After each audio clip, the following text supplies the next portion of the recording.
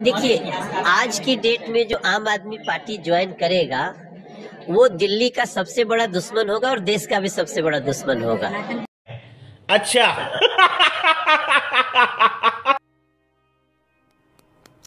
यार देखो, जब भी तुम कुछ काम करते हो तो तुम्हारे बहुत सारे लोग समर्थक होते हैं, बहुत सारे लोग विरोधी होते हैं। जिनके इंटरेस्टों को तुम पूरा करते हो वो तुम्हारे समर्थक हो जाते हैं, जिनके इंटरेस्टों को तुम नुकसान पहुंचाते हो वो तुम्हारे विरोधी हो जाते हैं। पर राजनीति में दुश्मनी का कोई कॉन्सेप्ट नहीं है। अटल बिहारी वाजपेयी ने एक बार नेहरू जी को हिटलर कह दिया था, रिजाइन कर दिया था। मतलब मैं तो बहुत हैरान हूं कि जिस तरह से अच्छे अच्छे नेता मुझ पर हमला कर रहे हैं, तो मुझे लगता है यार मेरी व्यक्तिगत दुश्मनी तो विचारधारा है, आपकी अपनी विचारधारा है, हमारी अपनी विचारधारा है, और ये जनता तय करेगी कि उसको किस विचारधारा पर रहना है। हम तो फाइनली किसके पास जाएंगे? जनता के पास जाएंगे कि साहब हम भी आपके सामने खड़े हैं, ये भी आपके सामने खड़े हैं, तो we the people of India solemnly resolve, वो जनता डिसाइड करेगी। लेकिन फिर भी भगवान सबका भला करे। मतलब मैं तो एकदम एक अलग, हमसे आज लोगों ने कहा भैया क्लास लोगे? मैंने कहा क्लास ही लेना है।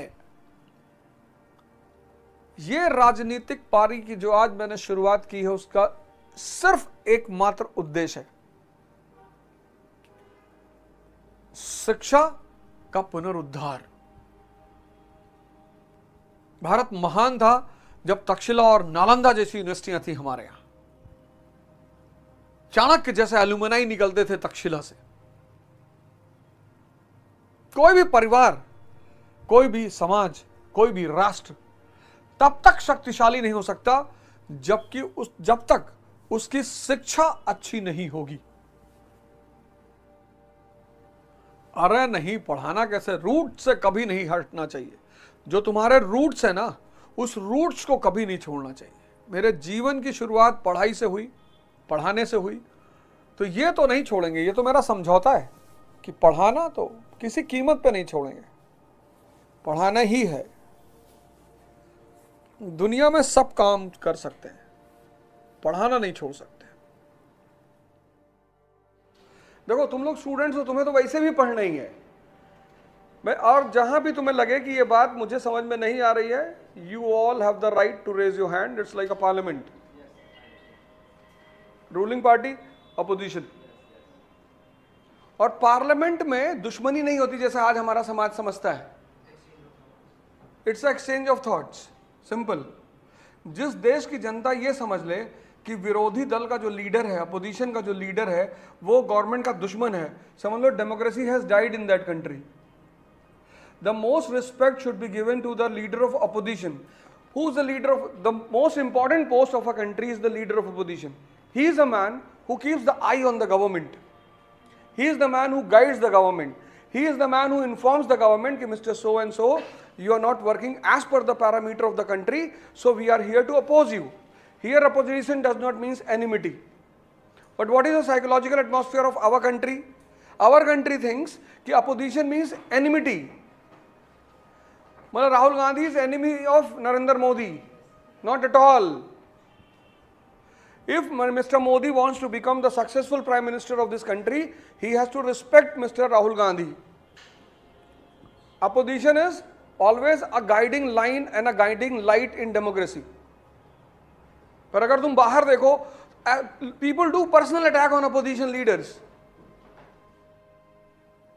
I know whatever you are saying is wrong, but I will not oppose you because you have a right of expression. Voltaire कह रहा है, मुझे पता है तुम जो कह रहे हो वो गलत है, पर फिर भी मैं तुम्हारा अपोज नहीं करूंगा, विरोध नहीं करूंगा। क्यों नहीं करूंगा? क्योंकि मैं तुम्हारे बोलने की आजादी का सम्मान करता हूं।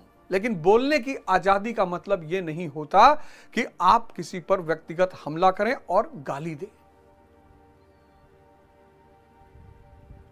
आज भी अगर भारत में आप देखो, आज भी जितने लोगों पर कार्रवाइयां होती हैं वो लोग हैं जो किसी पर व्यक्तिगत हमला करते हैं। भाई मोदी जी ने मेरा क्या बिगाड़ा है? ना मेरी जमीन कब्जा किया, ना मेरा मकान कब्जा किया, मेरा कुछ बिगाड़ा है नहीं। अगर मैं उनकी नीतियों से असहमत हूं तो मैं उन नीतियों का विरोध करूंगा। व्यक्तिगत हमला, राहुल गांधी ने मेरा क्या बिगाड़ा है? और प्रजातंत्र में सरकार और विपक्ष दोनों एक दूसरे के पूरक हैं। इस देश की जनता समझ ही नहीं पा रही है, विपक्ष को दुश्मन मान रही है। इस देश की जनता समझ ही नहीं पा रही, कह रही विपक्ष मतलब दुश्मन। सरकार से ज्यादा महत्व होता है विपक्ष का। डेमोक्रेसी में जो सबसे प्यारी चीज है वो है विपक्ष, अपोजिशन। यहां कोई किसी का दुश्मन है, लेकिन आप व्यक्तिगत हमला क्यों करोगे? आप सोनिया गांधी जी पर व्यक्तिगत हमला क्यों करोगे? ये बहुत गलत बात है। मतलब बहुत ही नीचता, किसी पर व्यक्तिगत हमला नहीं किया जा सकता।